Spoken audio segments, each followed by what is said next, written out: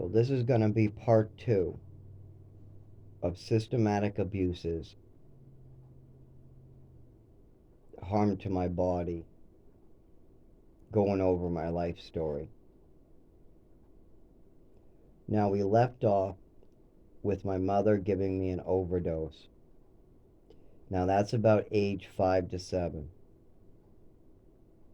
We're going to go over a couple more things on this age. There's a lot of things that happened in Westford before we move on to Texas.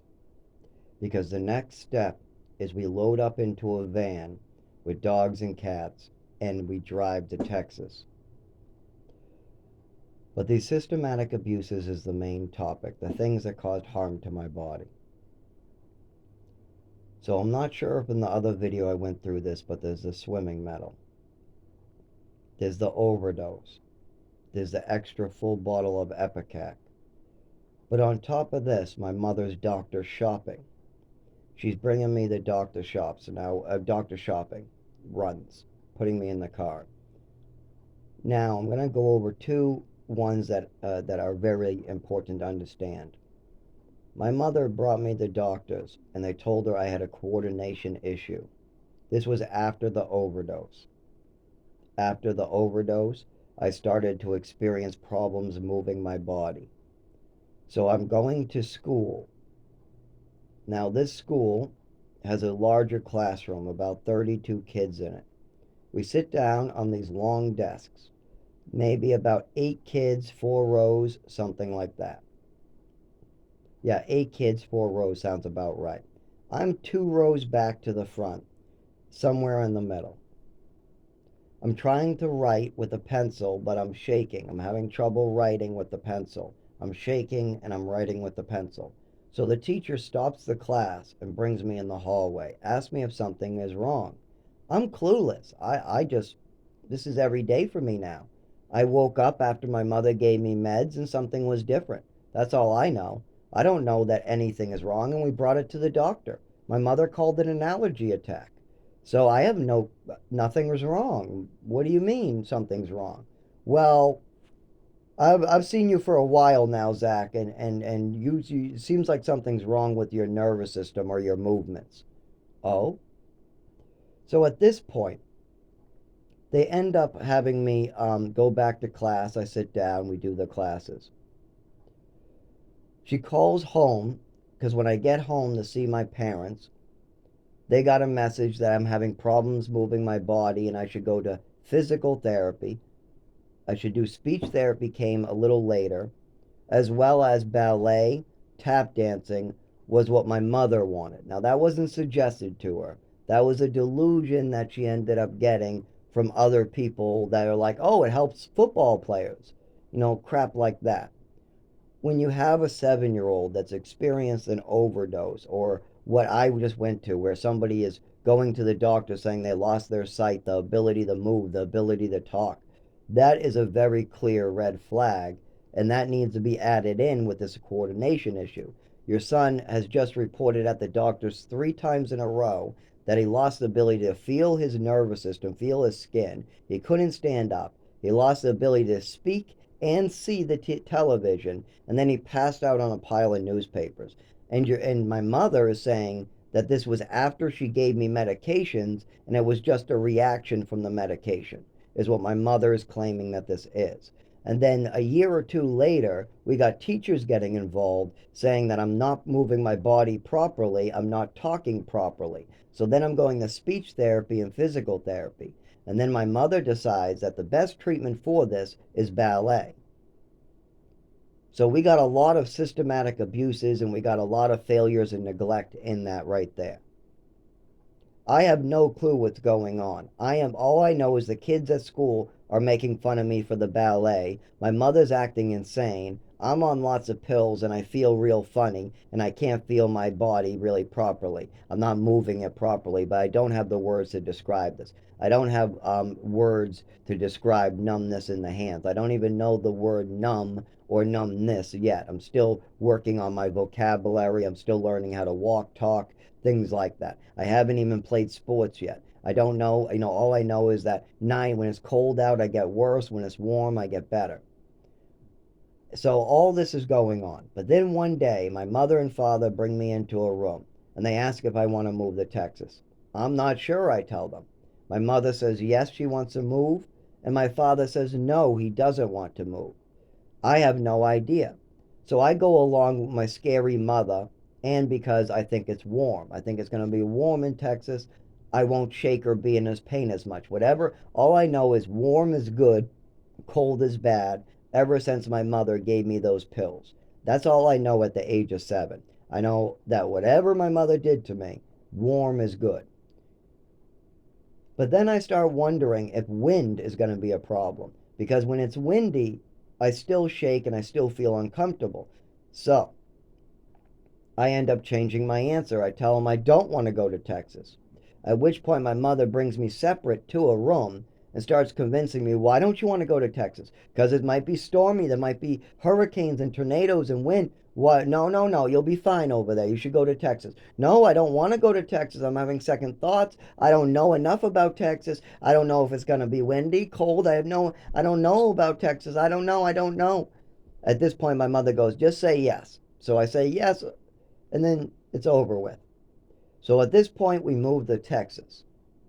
Now my mother and father also blame me for this. They say it's my fault we moved to Texas. Keep that in mind. My mother and father, when we moved back, continued to say it's my fault. It's a 7-year-old's fault for moving to Texas. It has nothing to do with their responsibility. I was the tiebreaker, so it all falls on me, is what my father has told me all the way to today. I'm 31 years old now. He's almost in his 90s. He's almost hit 90, or he is 90.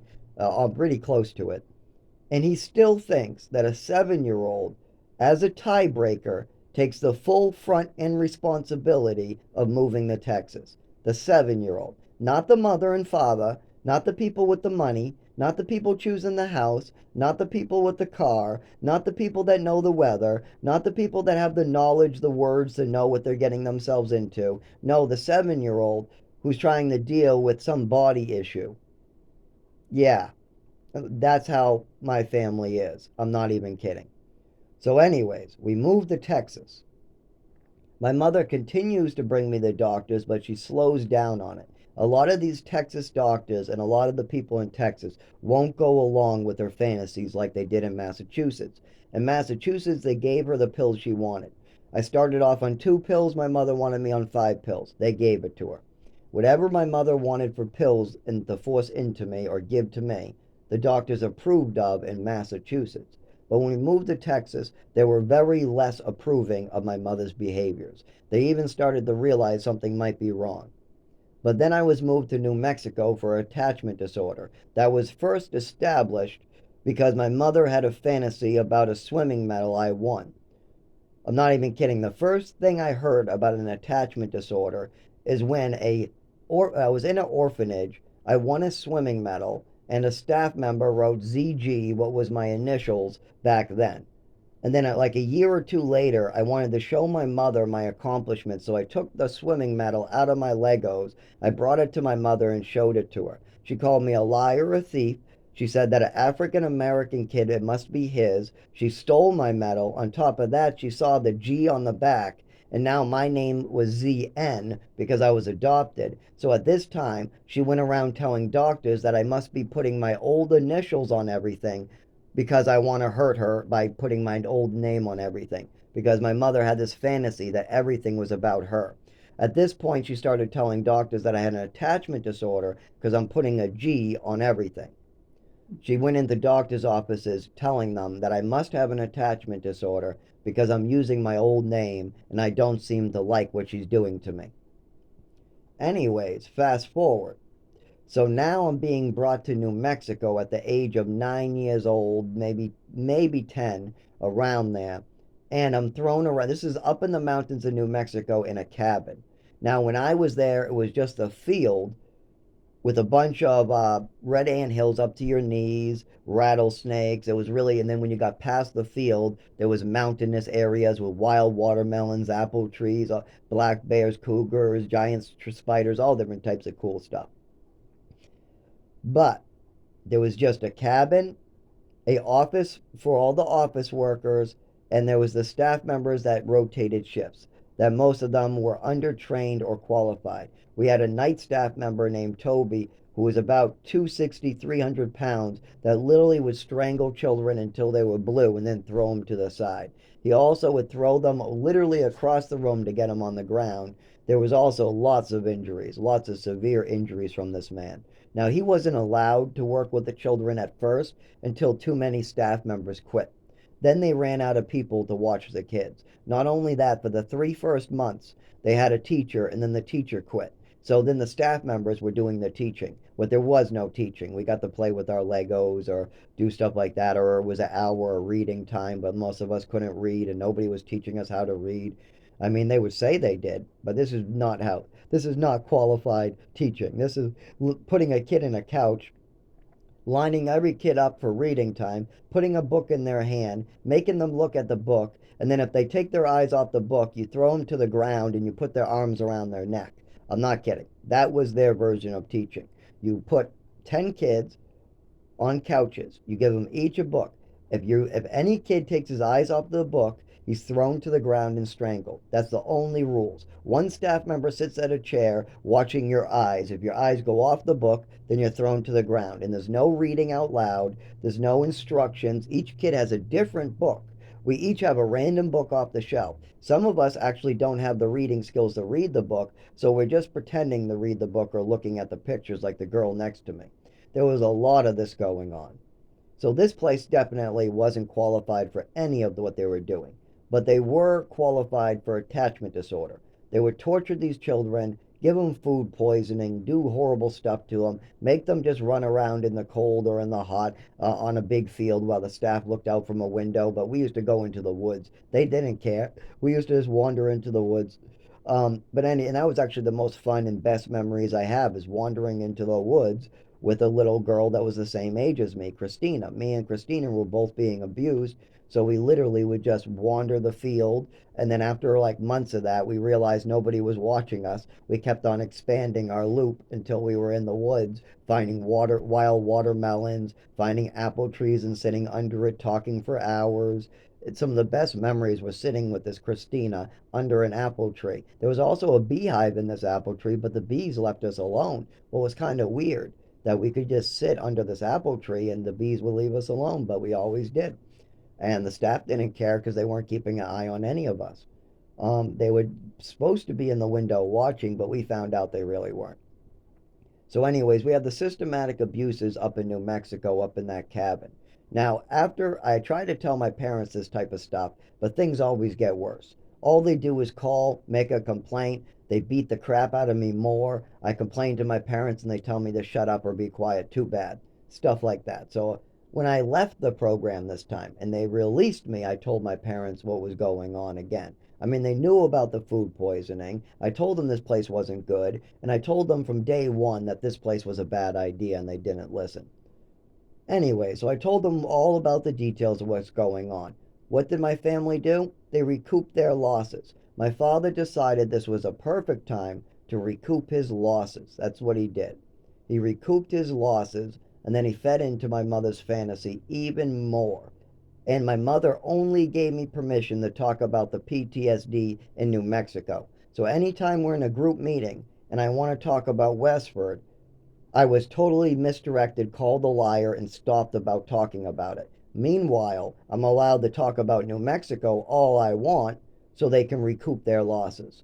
So that was their only concern, was recouping losses. They had no concern into fixing the damage to my body that was done prior to New Mexico, and the mental stuff that was going on wasn't that big. My mother was doing the same stuff.